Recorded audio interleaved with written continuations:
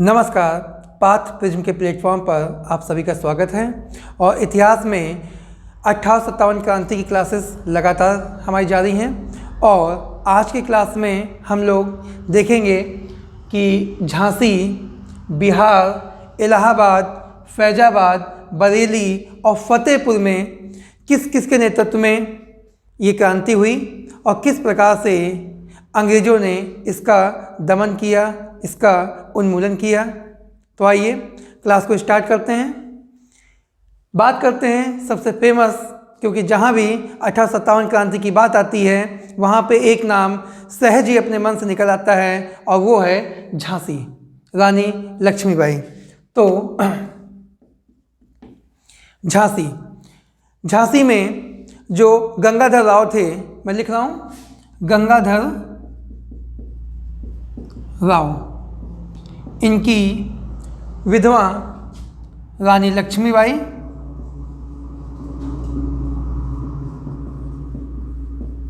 ये अपने दत्तक पुत्र जिसका नाम था दामोदर राव,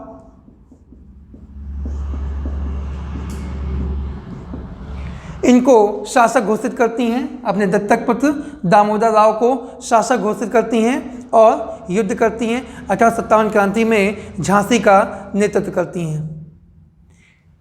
और यहाँ पर जिस अंग्रेज अधिकारी ने इस क्रांति का या इनका उन्मूलन किया, इनको वीरगति की प्राप्ति करवाई, वो थे आपके सर ह्यू रोज। कहीं ना कहीं सर लगाना मुझे अच्छा नहीं लगता व्यक्तिगत तौर पे, आप लोग लगा लीजिएगा, मैं सीधे बोलूँगा ह्यू रोज। तो ह्यू रोज वो अंग्रेज अधिकारी था जिसने रानी लक्ष्मीबाई यानी कि झांसी में फिर से कब्जा किया, पुनः उस पर अधिकार किया।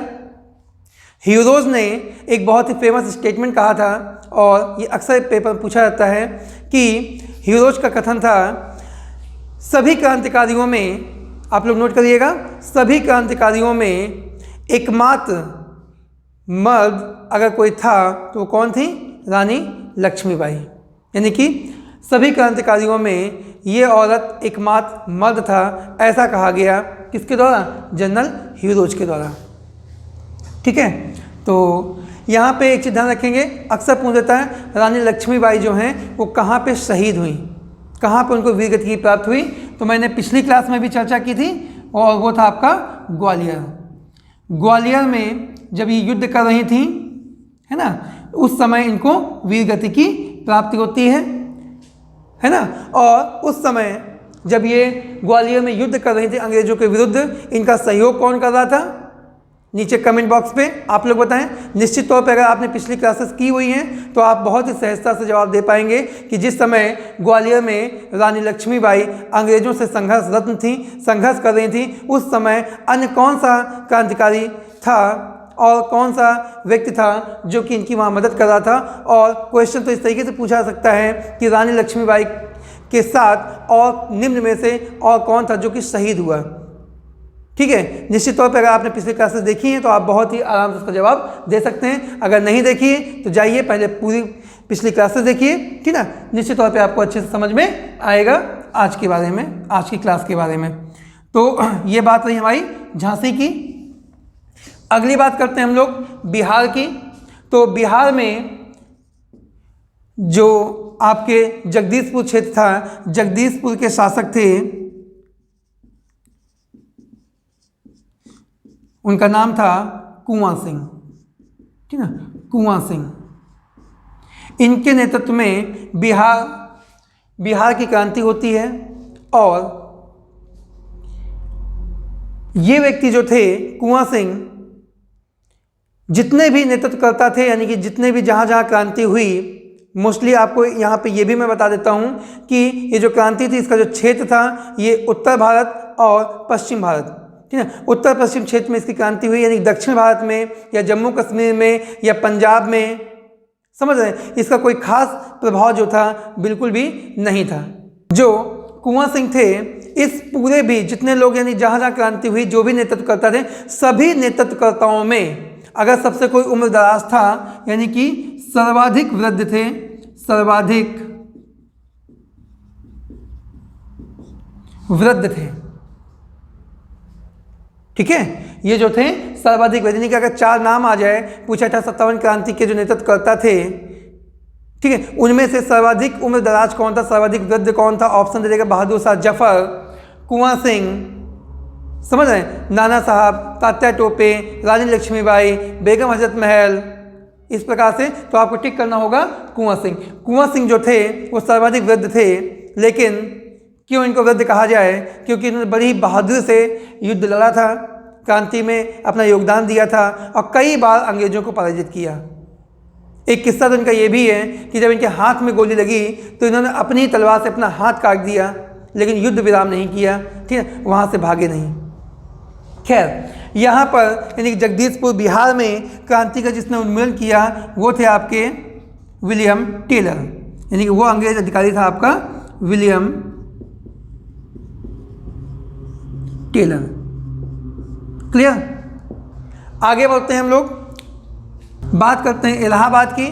तो अब यहाँ पे इलाहाबाद, फैजाबाद, बरेली या फतेहपुर बहुत ही कोई ज़्यादा कह सकते हैं, इनके विषय में बताने की आवश्यकता नहीं है। सिर्फ आप लोग इतना जान लीजिए कि यहाँ पर जो नेतृत्वकर्ता थे क्रांति के, नेतृत्वकर्ता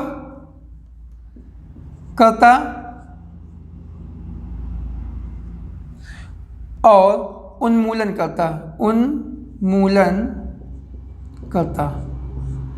इतना ही पर्याप्त है, इतना ही सफिशियंट है। तो यहाँ पे इलाहाबाद में जो नेतृत्वकर्ता थे वो थे आपके लियाकत अली खां, आप लोग नोट कर लीजिएगा, और वो अंग्रेज अधिकारी जिसने इसका उन्मूलन किया वो थे आपके कर्नल नील। बात करते हैं फैजाबाद की। तो फैजाबाद में नेतृत्व किसके द्वारा किया गया? मौलवी अहमदुल्लाह, और वो अंग्रेज अधिकारी जिसने उन्मूलन किया उसका नाम क्या था? फिर से कर्नल नील। ठीक है, तो यहाँ पे एक अच्छी चीज़ आपको कि कर्नल नील जो हैं वो इलाहाबाद में भी उन्मूलन कर रहे हैं और वही आपके जो व्यक्ति हैं वो फैजाबाद में भी उन्मूलन कर रहे हैं। अगली बात कर लेते हैं हम लोग बरेली की। तो बरेली में जो नेतृत्वकर्ता थे वो थे खान बहादुर खान, और जो उन्मूलन किया वो थे आपके विंसेंट आयर, ये अंग्रेज अधिकारी। नेक्स्ट बात कर लेते हैं आपकी फतेहपुर की।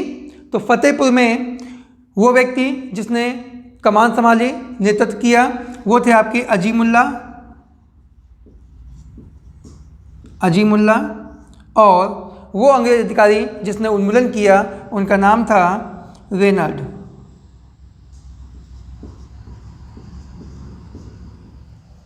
आगे हम लोग बात कर लेते हैं कि आखिर 1857 की जो क्रांति थी वो असफल क्यों रही, क्योंकि कई बार प्रश्न आता है कि निम्न में से कौन सा कथन सत्य है 1857 क्रांति के विषय में, कौन सा असत्य है। तो निश्चित तौर पे इस क्रांति की जो सबसे, अगर भारतीय परिदृश्य में देखा जाए तो इसकी जो सबसे बड़ी कमी थी वो ये थी कि एक जो आंदोलन था, ये जो क्रांति थी, जो गदर था, जो विप्लव था, जो संग्राम था, वो कहीं ना कहीं उसमें राष्ट्रीयता की भावना नहीं थी।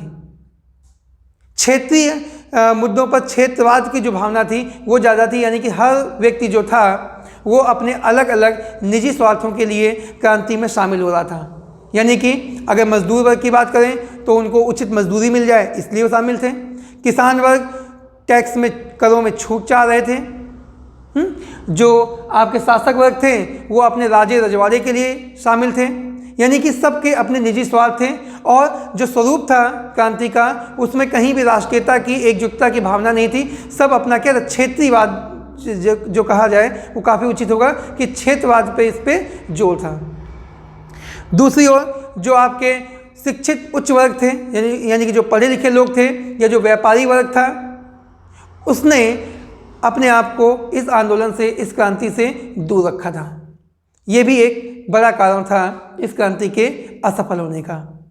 वहीं दूसरी ओर अगर हम लोग बात करें अंग्रेज़ों के बारे में, तो अंग्रेज़ों के पास एक नेतृत्वकर्ता यानी कि जो लीडर थे उनके, वो काफ़ी चतुर थे, एकजुटता थी, उनके पास एक थीम थी और वहीं उनके पास निश्चित तौर पे संसाधन तो बहुत ही अच्छे थे, चाहे वो गोला बारूद हो, चाहे वो बंदूकें हों और चाहे वो संचार माध्यम हो, चाहे वो आपकी रेलगाड़ियाँ जो 1853 में स्टार्ट की गई डलहौजी के द्वारा।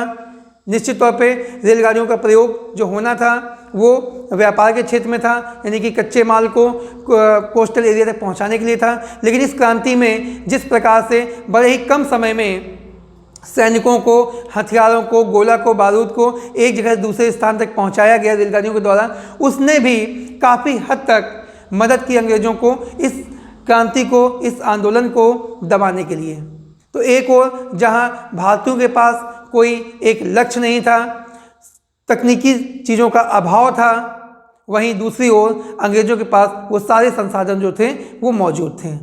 तो ये कुछ कारण रहे जिसकी वजह से ये गदर, ये क्रांति असफल रही। आज की क्लास में इतना ही। अगली क्लास में हम लोग और जो अन्य जनजातीय विद्रोह हुए, जो अन्य धार्मिक विद्रोह हुए, उन पर चर्चा करेंगे, क्योंकि अक्सर क्या होता है कि हम लोग 1857 क्रांति को तो अच्छे से कवर करते हैं, पढ़ते हैं, समझते हैं, और जो प्रश्न हैं वो आते कहाँ से हैं? जनजातीय आंदोलनों से, क्रांतियों से, धार्मिक क्रांतियों से, और वहाँ पर हम असहज हो जाते हैं और प्रश्न हमारे हाथ से चला जाता है। ऐसा ना हो इसलिए इस सीरीज़ को हम लोग यहीं पे बंद नहीं करेंगे, यहीं पे समाप्त नहीं करेंगे, हम आगे तक लेके जाएंगे और पूरी तरीके से इस पूरे चैप्टर को, इस पूरे टॉपिक को हम लोग ख़त्म करेंगे। धन्यवाद।